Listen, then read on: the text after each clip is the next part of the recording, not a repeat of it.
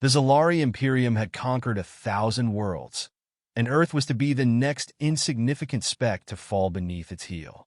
In the vast war chamber of the Imperial dreadnought Zephyron, High Commander Varric Exxon stood before a shimmering tactical display, his silvered eyes scanning the crude projections of the Terran homeworld.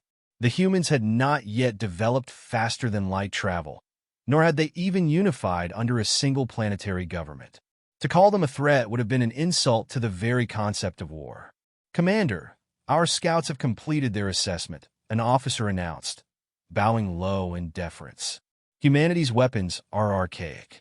Their primary battle vehicles rely on primitive combustion engines, and their projectiles are nothing more than chemically propelled slugs.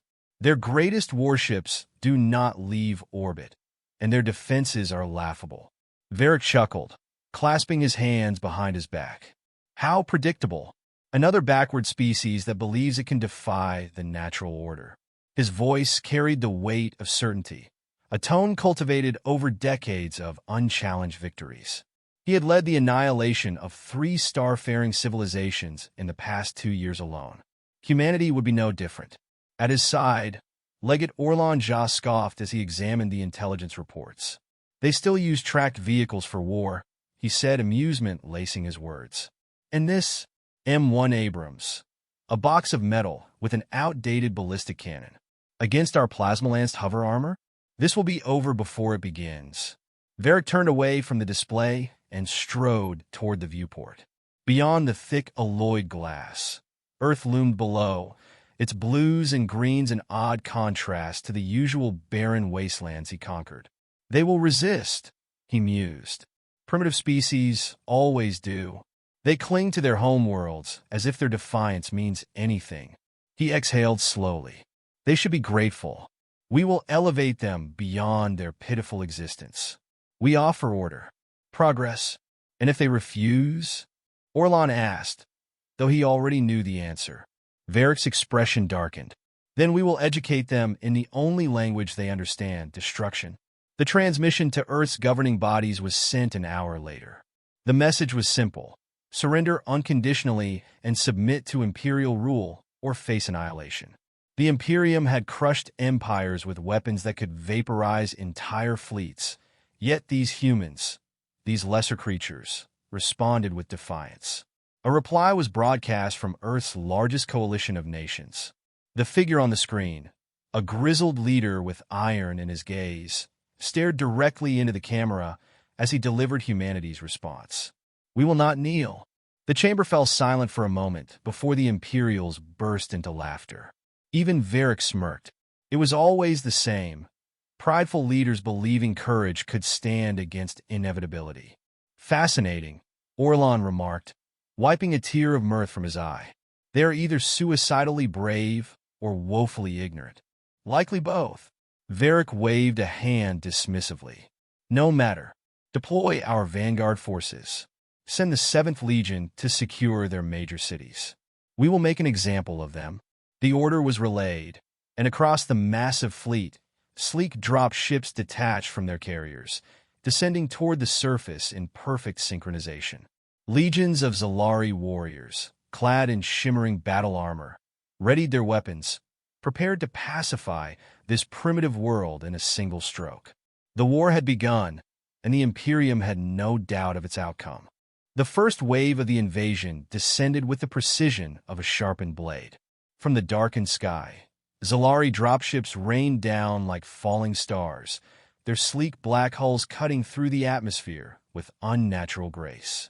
Across Earth's major cities, towering constructs of alien design unfolded from within, their stabilizers locking into place as legions of armored warriors poured onto the streets. Hover tanks glided over asphalt, their plasma lances humming with the promise of annihilation. The Imperium had come, and as expected, humanity had begun to fall. High Commander Varric Exxon watched the operation unfold from orbit, his expression impassive. The humans fought, of course they always did. Scattered resistance forces engaged his troops with primitive rifles and outdated missiles, their efforts valiant, but ultimately inconsequential. His officers fed him reports of skirmishes being resolved within minutes. Entire districts fell beneath the Imperium's control in mere hours. It was a textbook conquest. Efficient. Painless. Except something felt off. "Sir," came a voice from the tactical deck, clipped with uncertainty. "Our eastern assault columns report delays in Sector 7. The resistance is proving more persistent than anticipated." Varric turned sharply. "Delays?" The word tasted foreign. "Explain." The officer hesitated before continuing. "We lost a dozen hover tanks in a rural engagement outside a city called." He checked his data pad, stumbling over the foreign name. "Warsaw." Varric's brow furrowed. "To what?" The hesitation was longer this time. "To human armor, sir." For the first time since the invasion had begun, silence filled the war chamber. Orlan Jha, who had been observing the battle's progress with detached amusement, folded his arms and scoffed. "Impossible. Their tanks are antiques, barely more than steel coffins on treads. How could they penetrate our shielding? We're still analyzing the data," but the officer swallowed. "The kinetic rounds they use, solid projectiles, they're moving too fast for our energy dispersion fields. They're punching straight through." Varric's fingers curled into a fist behind his back. A flaw, an imperfection in what should have been an uncontested victory. He had little patience for either. "Deploy a full battalion," he ordered. "I want those vehicles reduced to molten slag. Now!" Below, in the mud-churned fields of Eastern Europe, Captain Elias Carter adjusted his helmet and peered through the periscope of his M1 Abrams. The battle had been raging for hours now, and against all logic, they were still standing. "They're adapting," his gunner Kowalski muttered beside him. "Took them long enough." Elias adjusted the controls, watching a Zalari hover tank glide into view, its sleek alien frame shifting effortlessly over the uneven terrain. A hum built in the distance, the high-pitched whine of an energy cannon charging. "Not today," he growled. "Kowalski, send Emma a love letter." A thunderous crack split the air as the Abrams 120mm smoothbore cannon fired. The kinetic slug traveled at speeds no Zalari shielding system had been designed to counter. It struck the enemy vehicle dead center, shattering its hover drive and igniting something volatile within. The alien tank lurched midair, then erupted into a spectacular fireball, its molten wreckage crashing to the ground in smoldering ruin. A cheer rose from the human defensive line, but Elias didn't celebrate. More were coming. A lot more. He switched to the radio. "Command, this is Iron Fist 3. Confirmed enemy armor down, but they're sending reinforcements. We need air support yesterday." Static crackled before a response came. "Copy, Iron Fist 3. Air Cav is en route." "Hold the line. Hold the line." That was what they had been doing all day. What they would keep doing until there was no one left. The Zalari had come expecting a simple conquest. They were about to learn the difference between breaking a world and fighting a species that refused to be broken. Smoke and fire painted the battlefield in violent shades of orange, the wreckage of shattered hover tanks littering the once quiet countryside. The Zalari war machine, so confident in its technological superiority, had ground to a halt. Where once their legions marched unopposed, now they advanced cautiously, their once fluid formations faltering under the relentless bombardment of human armor. Inside his M1 Abrams, Captain Elias Carter wiped a streak of sweat from his brow and refocused on the periscope. Through the thick haze of battle, more Zalari hover tanks crept forward, their dark silhouettes almost spectral against the smoldering ruins of their fallen comrades. The aliens had adapted partially. They moved erratically now, trying to avoid the direct firing lines of the human tanks. But adaptation was not the same as victory. "Two more at R-12, Kowalski grunted, lining up a shot. "Looks like they finally figured out this ain't a damn parade." Elias nodded, pressing the radio to his ear. "All units, this is Iron Fist 3. Keep mobile. They're probing for weaknesses." The acknowledgement lights blinked green on his console. Across the battlefield, other M1s adjusted their positions, rolling over the uneven terrain with practiced efficiency. Even with their technological advantage, the Zalari had underestimated something fundamental: terrain. Hover tanks, so reliant on smooth mobility, faltered when forced to navigate craters, debris, and uneven ground. The Abrams, by contrast, had been built for this. "Send him a message," Elias said. Kowalski grinned and squeezed the trigger. The Abrams roared, a deafening blast shattering the tense air. The shell streaked across the battlefield, slamming into the lead Zolari tank. The alien vehicle lurched violently, its shimmering energy shield flickering uselessly before the kinetic slug punched through its side. An instant later, it erupted in a column of blue-white flame, scattering molten debris across the battlefield. The second Zolari tank attempted to retreat, its pilot realizing too late that its advanced systems meant nothing against physics. Another shot rang out, and another alien war machine was reduced to twisted slag. Inside the Imperial command ship, High Commander Varric Exxon watched the carnage unfold with growing disbelief. His war table, once a pristine projection of strategic superiority, was now marred with red indicators. Destroyed units, compromised positions, failed offensives. The humans were not just resisting. They were winning. Orlan Jha, for the first time since the invasion began, looked troubled. "They should be broken by now," he muttered. "They should not be able to stand against us." Varric's jaw tightened. He had never known true defeat, had never entertained the thought that an enemy so beneath them could pose a genuine threat. And yet, the battlefield spoke the truth. These humans, with their primitive machines, were dismantling his forces piece by piece. "Sir," another officer called, his voice tight with barely restrained panic. "Reports indicate human air support inbound. They're deploying something called an..." He hesitated, as if the name itself was ridiculous. "An A-10 Warthog." Varric's fingers dug into the edge of the war table. "What is an A-10 Warthog?" The answer arrived not in words, but in the form of a gut-wrenching noise that cut through the battlefield like the cry of a predatory god. "BRRRRT." The sky erupted as the first A-10 screamed into the fray, their massive rotary cannons shredding Zolari infantry and armor alike. Hover tanks, designed to withstand directed energy attacks, were torn apart by depleted uranium rounds moving faster than their shielding systems could react to. The Imperium's finest warriors, trained to expect swift and decisive conquest, scattered under the merciless rain of fire. Elias grinned as he watched the chaos unfold. "Guess they just met the Warthogs." Kowalski let out a low chuckle. "Welcome to Earth, assholes." On the bridge of the Zephyron, silence reigned. The arrogance that had once filled the war room was gone, replaced by the cold, sinking weight of realization. Humanity had not simply resisted. They had taken the best the Imperium had to offer and crushed it beneath their treads. Varric's voice was quiet, but filled with a rage deeper than any the war had yet known. "Deploy everything." The battle was far from over. But for the first time, the Imperium understood one undeniable truth. They were not the hunters. They were the hunted. The battlefield, once a pristine stage for the Imperium's expected triumph, had become a graveyard of Zolari arrogance. Twisted wreckage, the charred husks of once mighty hover tanks, lay scattered across the landscape. Fires smoldered in deep craters where plasma lance fortifications had failed to hold, and the air was thick with the acrid stench of burning metal and flesh. The Zolari had never known war like this. They had only ever conquered, marching in a battle with the certainty of gods. Now they bled. Now they feared.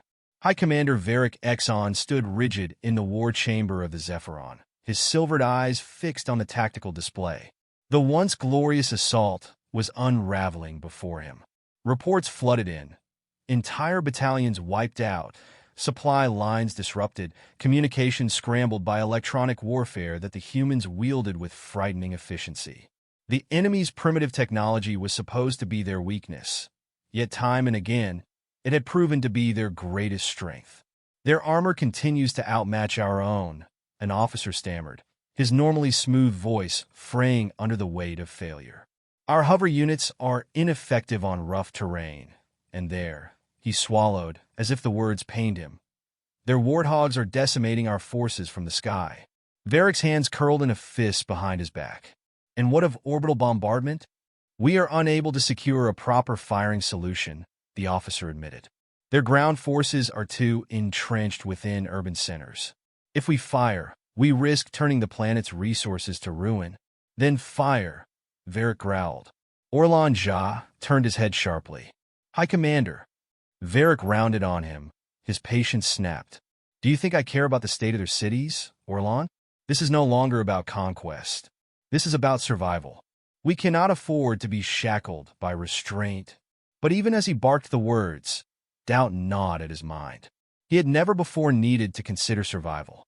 The Imperium did not fight wars, they ended them. Yet here he stood, issuing desperate orders, clutching at the last threads of control as an enemy he had dismissed now dictated the terms of battle. The war chamber was silent, save for the muted cries of officers relaying commands to shattered units on the surface. Orlan exhaled, his composure slipping. They are adapting faster than we are. Their strategy is, he hesitated. Their strategy is effective. Varric turned back to the display. Below, the humans continued their counteroffensive. The M1 Abrams tanks prowled through ruined streets and open fields alike, their steel-clad forms shrugging off what should have been devastating plasma fire. The enemy did not simply hold the line. They pushed forward, reclaiming lost ground with ruthless precision. On the surface, Captain Elias Carter reloaded another shell. The Abrams had taken a few glancing hits, but was still operational, still carving a path through the crumbling Zalari front. He flicked on the radio. Command, enemy forces are pulling back. Looks like they're trying to regroup. Static crackled before a response came. Confirmed, Iron Fist 3. Satellite imaging shows increased movement toward their forward bases. Keep the pressure on. Kowalski grinned, adjusting the sights. Looks like they're finally getting scared. Elias didn't smile. He had been fighting long enough to know what desperation looked like. The Zalari weren't retreating out of cowardice. They were trying to regain control. And desperate enemies were the most dangerous kind. The next wave came without warning. The sky darkened as massive Zalari warforms, towering bipedal constructs armed with advanced weaponry, were deployed from orbit. Each step they took sent tremors through the earth, their plasma cannons carving swathes of destruction through buildings and vehicles alike. The Zalari had abandoned their strategy of swift conquest. Now they sought annihilation. Elias gritted his teeth, feeling the Abrams shudder as a nearby explosion sent dirt and shrapnel cascading over the hull. They're throwing everything they've got at us, he muttered. Kowalski loaded another round. Then let's show him what everything we've got looks like. Elias adjusted their position and aimed at the lead warform. If the Zalari wanted to fight like cornered animals, humanity would show them what it meant to be hunters. The battlefield had become a slaughterhouse, but not in the way the Zalari had envisioned. Their towering warforms, meant to be the harbingers of annihilation, now lay in ruin, their shattered remains spewing thick black smoke into the sky. Their mighty hover tanks, once symbols of an empire's dominance, were nothing more than burning husks, gutted by relentless volleys of kinetic shells. The Imperium's forces, scattered and broken, were no longer advancing. They were running. From the command deck of the Zephyron, High Commander Varric Exxon watched his empire's defeat unfold in grim silence. The holographic war table, which once displayed the elegant march of conquest, now told a different story. Red icons blinked out one by one, signaling the systematic destruction of Zalari units.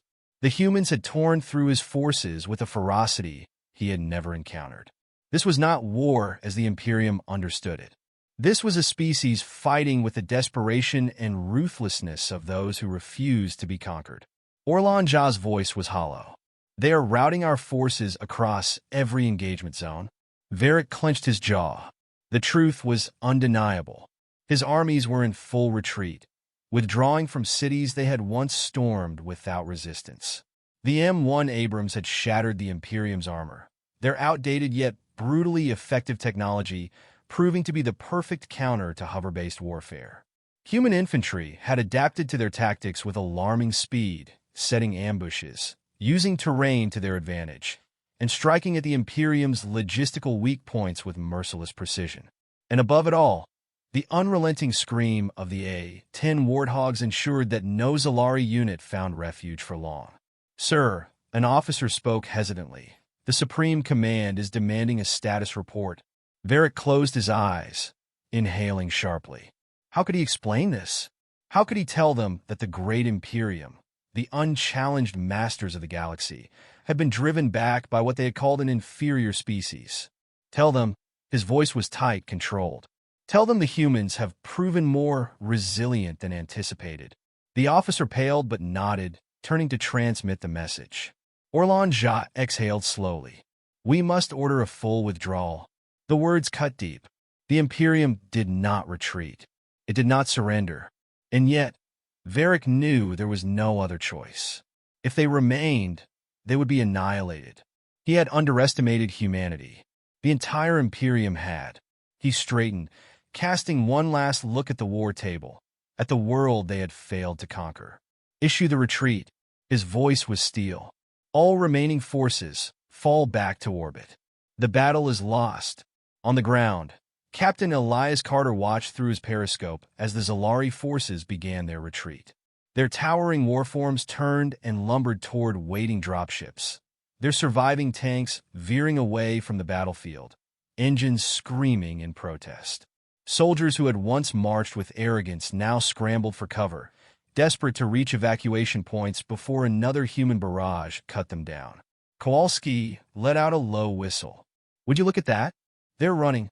Elias kept his expression neutral, but inside, his chest swelled with something raw and electric. They had done it, against an enemy that should have overwhelmed them, against an empire that had believed them weak. Humanity had not only held the line, they had forced the invaders to flee. A voice crackled over the radio. "All units, this is command. Zalari forces are retreating. I repeat, the enemy is retreating." A roar erupted from the surviving human forces, a cheer of exhausted triumph that echoed through the ruined streets and scarred countryside. But Elias knew better than to celebrate too soon. He switched to command frequency. "And what's our next move?" A pause. Then a response. "We make sure they don't come back." Elias exhaled, feeling the weight of those words settle into his bones. The war wasn't over. Not yet. The Imperium had learned that humanity would not break. Now, it was humanity's turn to rise.